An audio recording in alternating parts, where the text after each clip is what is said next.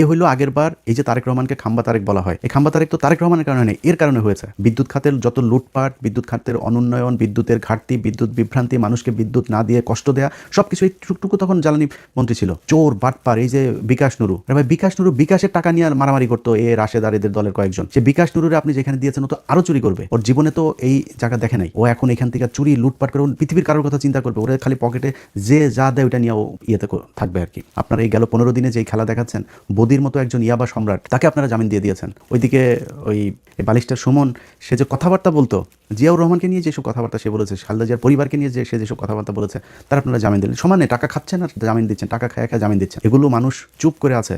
গতকালকে পাবনাতে সেখানে জামাত ইসলামের জেলা সেক্রেটারি, তাকে আপনারা ধরে পিটিয়েছেন কেন? টেন্ডার জমা দিতে গিয়েছে। মানে টেন্ডার আপনারা কি চান? আপনারা ওই আগের মতো আওয়ামী লীগ যেমন করতে, আপনারা আগে ক্ষমতায় থাকাকালীন যেভাবে টেন্ডার আপনাদের লোকজন করবে, এর বাইরে কেউ দিতে পারবে না, যত টাকা ইচ্ছা তত টাকা প্রকল্প করবেন, এভাবে তো হবে না। খালি জামাত ইসলাম দায়িত্বশীলতার প্রমাণ দিচ্ছে, তারা দেশে আওয়ামী লীগ ইন্ডিয়ারে আবার ফের সেই জায়গায় আসছেন, এই জন্য জামাত চুপ করে আছে।